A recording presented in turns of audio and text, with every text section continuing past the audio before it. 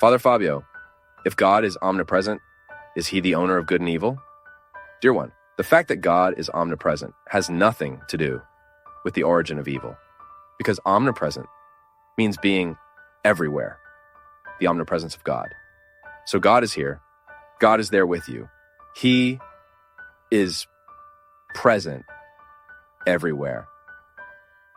The question of the origin of evil is a much discussed theological issue.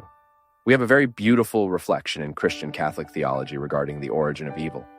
But the most important thing in all of this, because I know that what bothers us the most is this, is to think, if God is good, how can bad things happen? Who is responsible for all these bad things happening? We have an interesting explanation, which is the origin of sin. Sin as the door that opened for evil to have power over us. Then you have all the metaphor of paradise that was lost, of the apple that was eaten, of the expulsion of Adam and Eve, of that space that God had placed so that they could live in harmony. We have this parable as an indication that evil arose precisely at the moment when we broke the covenant with God. At the moment when Adam and Eve wanted to be others, wanted to be gods, they forgot about human condition, forgot who they were, and wanted to be who they could not be. And from the moment we want what is not rightfully ours, we begin to establish injustice. Have you noticed that? How many bad things happen? Precisely because we do not know how to recognize what is not ours. Why is theft inherently evil?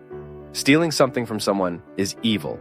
That is evil because I do not respect the space that is delimited. It belongs to another, but I want it for myself. The same thing when you have the presence of evil. Life. When I go and kill someone, it is the lack of respect for what the other is. Violence has its origin in this. Now, what makes me evil? It's my adherence to this project. It is very dangerous for us to blame all guilt on the devil. Oh, it's the devil who wants this. It's the devil who makes it happen. Yes, but if the devil wants it, we are the ones who carry it out for him. Have you ever seen the devil walking the streets? No. I have seen diabolical people walking the streets. The devil himself, no. There is no problem here. We do not have a devil here. The other day, a woman asked me, Father, do you perform exorcisms? I stopped to think, how can I perform an exorcism? No. Then I thought, but immediately I said, no, there is a way for you to perform an exorcism. You love. Every time you love, my friend, the devil has no place with you. The devil cannot stand a person who loves. The devil cannot do absolutely anything in the life of a person who seeks goodness, who seeks partnership with truth. The devil begins to have a say in our lives when we open the doors for him to sit, to have a coffee in our house, to have a little whiskey with us, then that's it.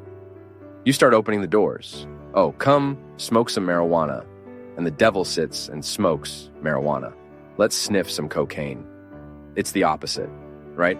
It's me who is adhering to what is a process of breaking within me. This week I was in Itapemirim. I met a young man there. I think his name is Paulo. During the show, I saw that he was very quiet, but I had already seen him like that because he was very close. And at the end of the show, he was already up on something, waving and singing. And then he asked, I understood that he wanted to talk to me. And then he came to the dressing room to give me a hug. And he said to me like this, Father, I'm struggling to free myself from drugs. And then I hugged him and said to him, my friend, freeing yourself from drugs is the same as you starting to love yourself again. Because drugs are nothing but a lack of love. I will judge within myself a toxin that will harm me. I will judge within myself a substance that will numb me, that will take away my awareness of things, that will distance me from the people I love, that will take away the peace of mind from the people I love. How sad it is. The drug addict does not see the suffering he causes. The mother who does not sleep, who until she sees her son coming home, no matter how bad he is, she likes to see him arrive anyway. She doesn't sleep because she keeps thinking, my God, where's my son now? So We continue tomorrow in the next video. Complete conference links in the description.